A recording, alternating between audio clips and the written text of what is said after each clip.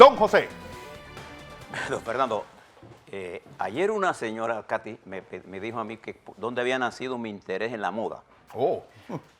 Bueno, yo, la verdad es que uno siempre debe estar interesado en la moda y sobre todo unas presentadoras como Sí, tenemos nosotros aquí, talento que tiene. talentosa, bonita y con un concepto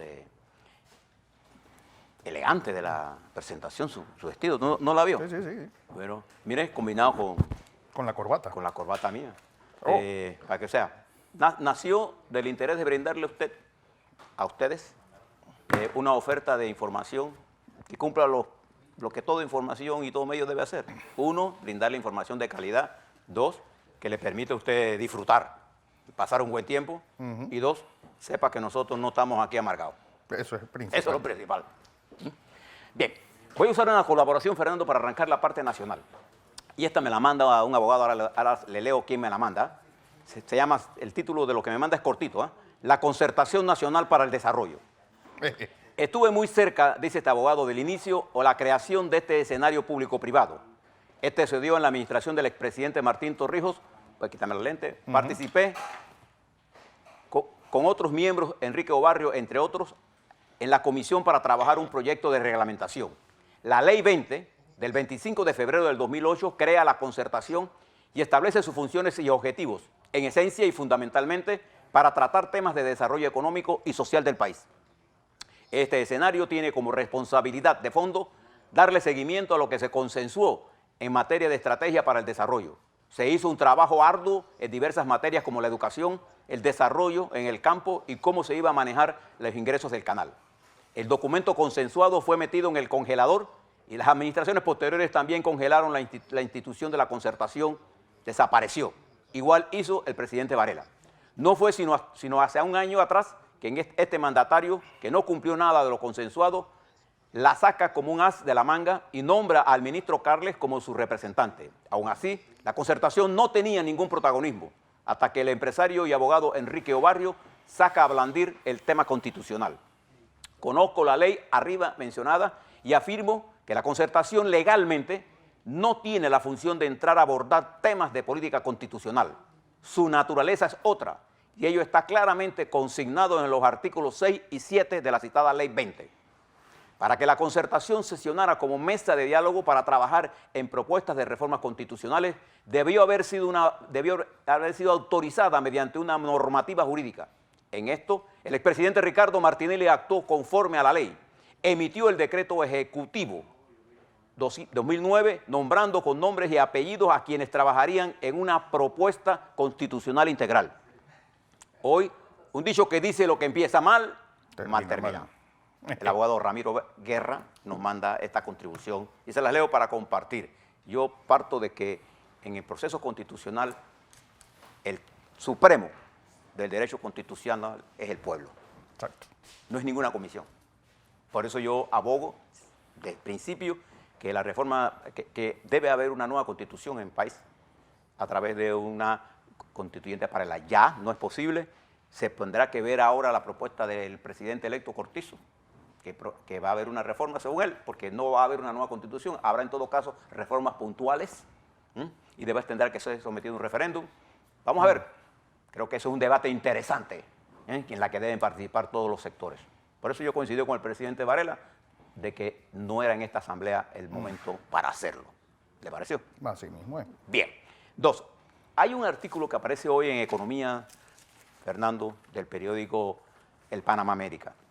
Empresas con escándalo podrían ganar licitación. Se trata de, y le voy a leer un pedacito para que usted vea los problemas que haya.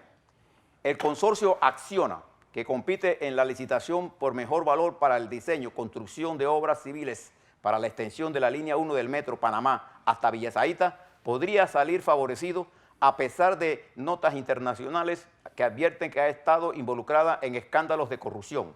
Acciona junto con Power China conforman el consorcio ACP Línea 1. Ojo con esto. Pero digo, que no sé quiénes serán los tales Acciona, pero...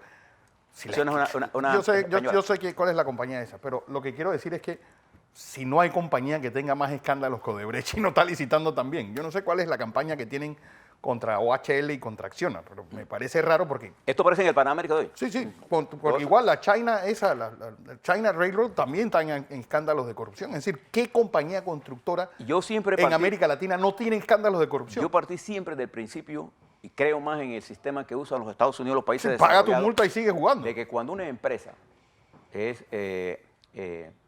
sorprendida al cometer acciones que prohibidas por la ley, fíjese cómo hacen los Estados Unidos. Te hacen la investigación, te llaman al Departamento de Justicia, te hacen declarar lo que tú dices, te ponen una multa y te hacen un mecanismo de corrección, te intervienen y sigue caminando. Porque el principio fundamental que priva es que no hacerle daño a la economía, porque la ley está para el bien común. Claro. Y destruir la economía está en contra del bien común. Bueno, queremos compañías con escándalos. La multa de 25 millones que le acaban de poner a Fenosa, que es Naturgy, por jugar con los precios. Bueno, al consumo Volkswagen. en España. Pero una multa, sí, por eso te digo, ¿qué compañía grande no también tiene escándalo de corrupción? Yo estoy de acuerdo con usted. Deutsche Bank, Volkswagen. Yo estoy de acuerdo con usted de que, pero nosotros tenemos aquí dos raseros.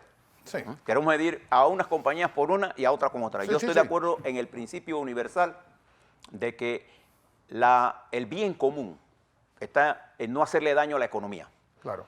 Y la lucha contra la corrupción está en impedir, bueno, hay que leerse la Convención Internacional de la OEA sobre Anticorrupción, que somos signatarios.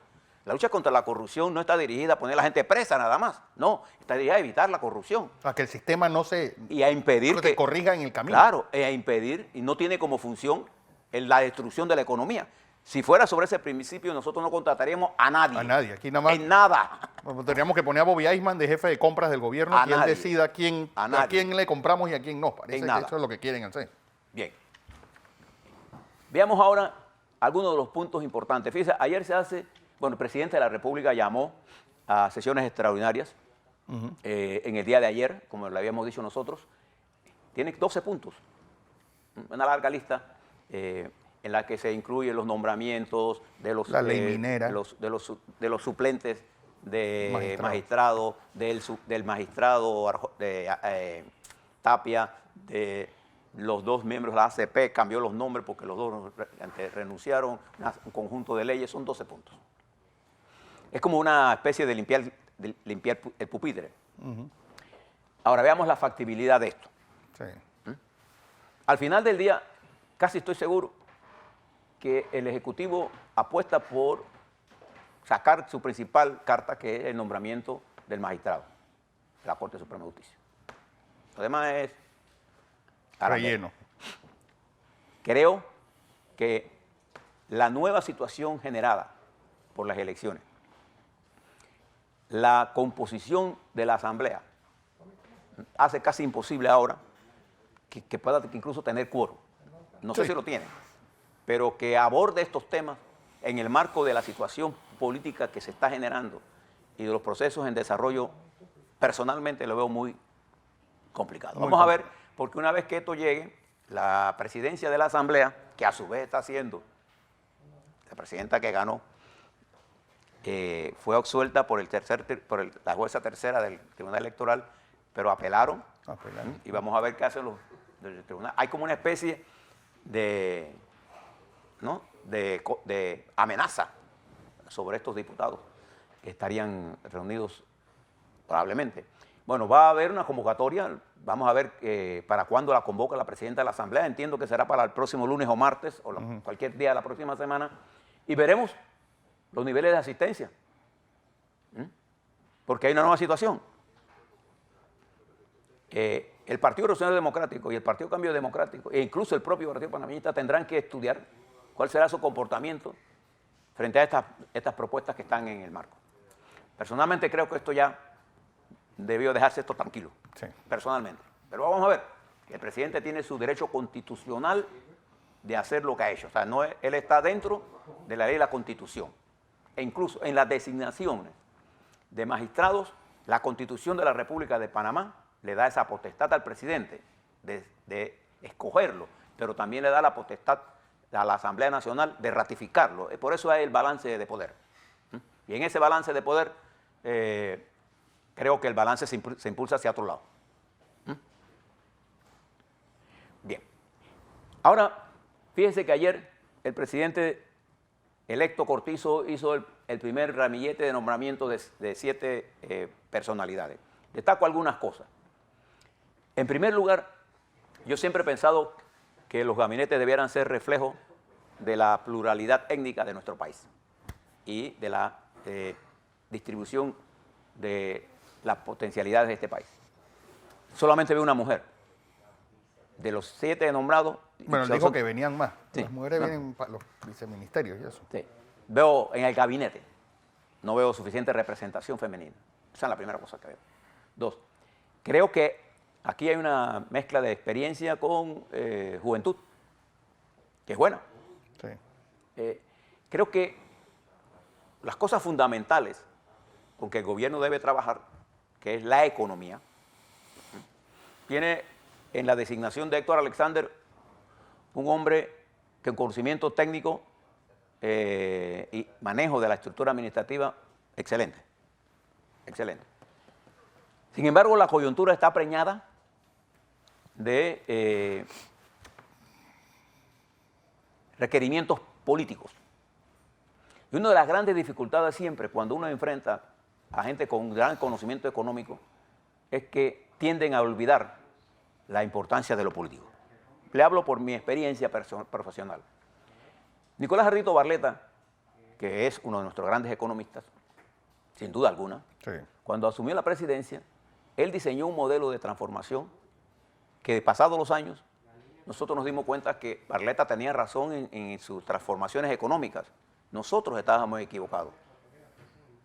Pero Barletta no tenía una comprensión del problema político. Él estaba equivocado.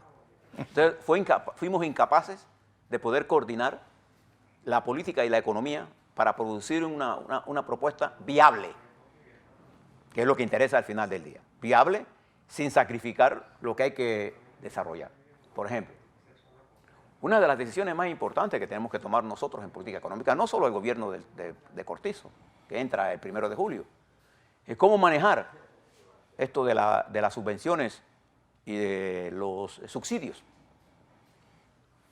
Entonces, a mí se me ocurre rápidamente que tendrá que discutirse políticamente esto de estar subsidiando el consumo. El subsidio al consumo es una perversidad para mí. Pero digo, incluidos el tanque de gas. Todo, todo. Porque incluso el tanque de gas es abusado por los que tienen ingresos. Entonces tú debes buscar una forma de subsidio que realmente te permita que eso llegue a donde tiene que llegar. Pero ahora en este momento, Fernando, no así. Los subsidios eléctricos, por ejemplo, a la gente que tiene casa en las playas, ¿para qué la quiere subsidiar? O el tanque de gas de los pequeños lo utilizan gente que tiene ingresos que no es para ellos. Y entonces pagamos millones y millones sobre eso. Entonces, si vamos a dar subsidio de tanque de gas para una específica parte de la sociedad panameña, busquemos un mecanismo para entregárselo. Claro. Hay miles de formas de hacerlo. Creo que necesitamos hacer ajustes importantes en políticas económicas. En el sector agropecuario son fundamentales.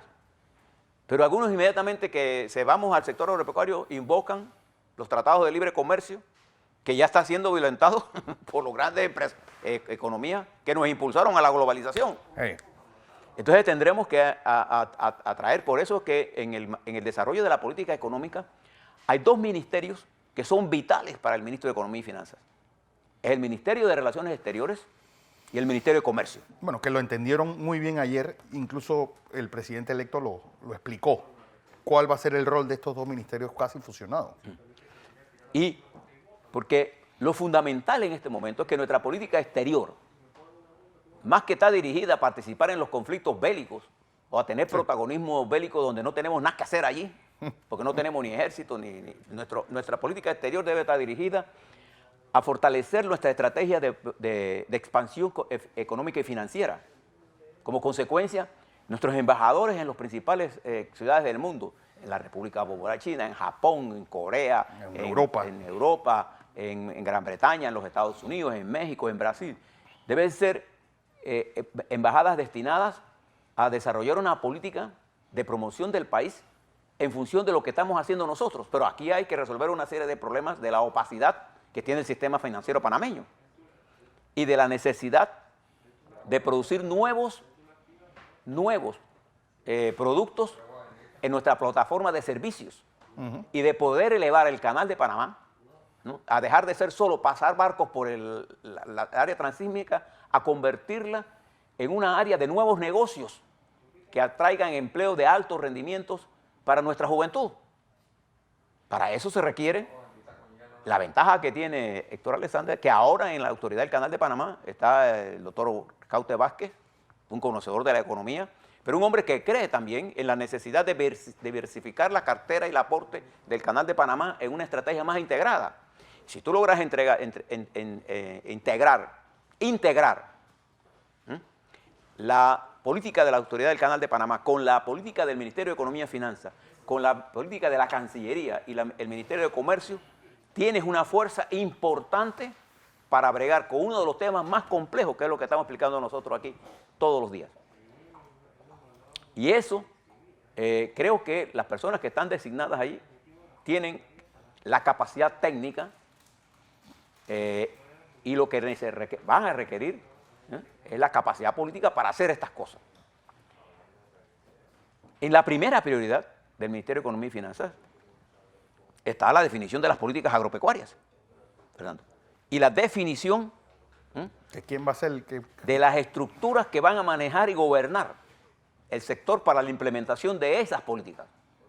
El IMA, cuál va a ser el rol, el banco, tenemos que hacer eficiente los recursos, cómo poder integrar a la banca privada a participar más en el desarrollo al agronegocio, cómo facilitar que la banca entre con menos riesgos, porque donde hay mayor riesgo la banca no va a entrar.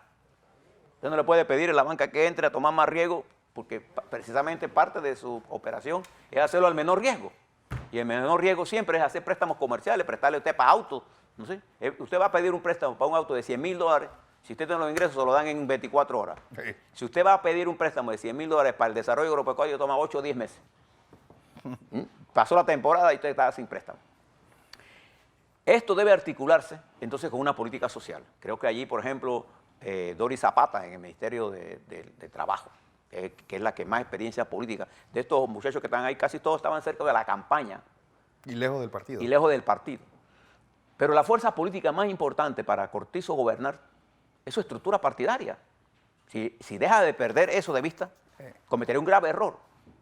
Porque la estructura de la Asamblea Nacional es parte de la estructura del Partido Revolucionario Democrático. El Partido Revolucionario Democrático tiene el control, él solo, de la mayoría parlamentaria.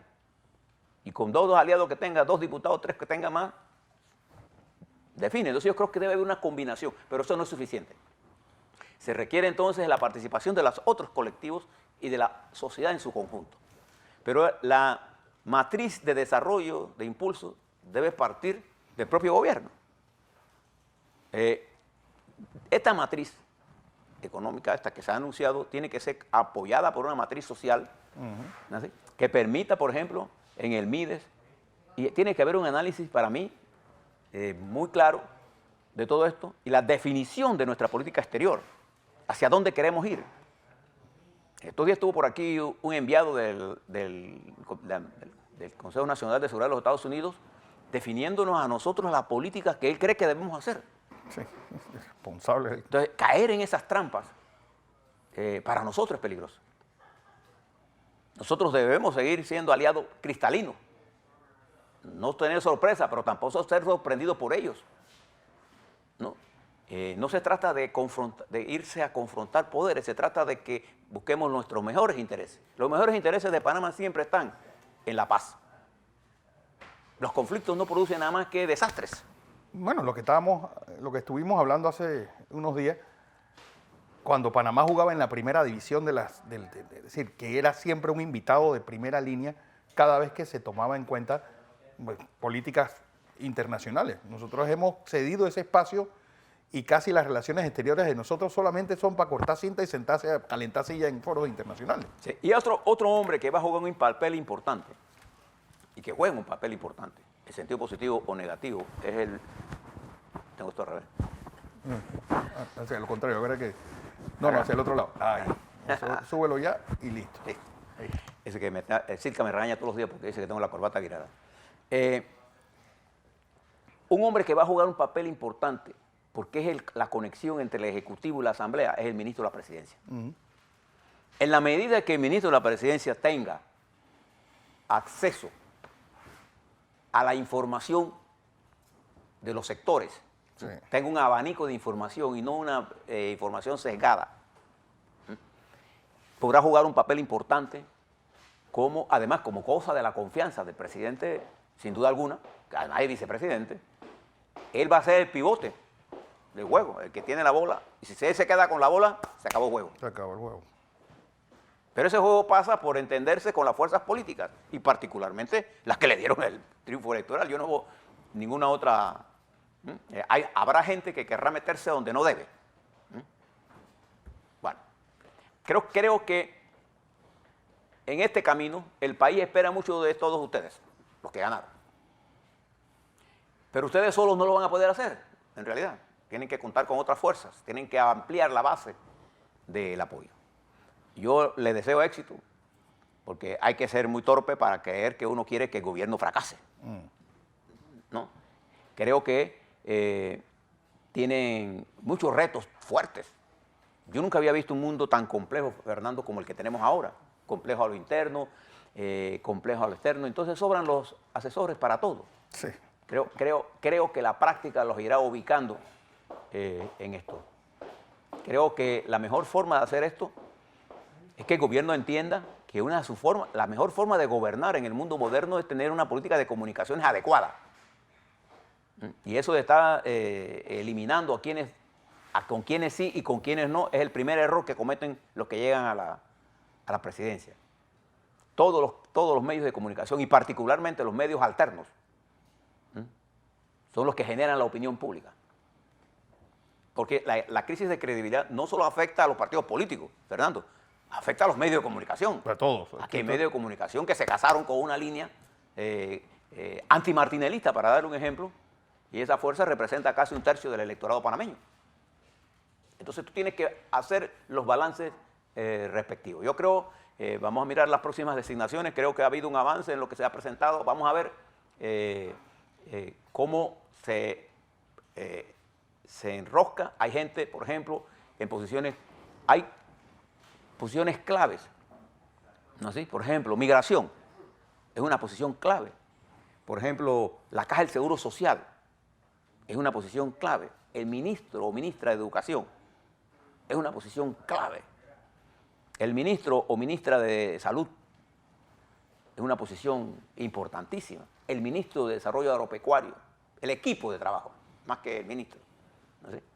La capacidad de poder orquestar un equipo interdisciplinario con capacidad en esas áreas es importante. Cuando todo eso ocurra, nosotros le tendremos un balance de todo. Por el momento, vamos a prestarle atención a algunas cosas que se están ocurriendo. Uno, esta convocatoria del presidente Varela, que dejó por fuera las reformas constitucionales, y creo que eso fue una buena medida del presidente. Todo lo que ha hecho está en su derecho constitucional de hacerlo. Vamos a prestarle atención a las impugnaciones.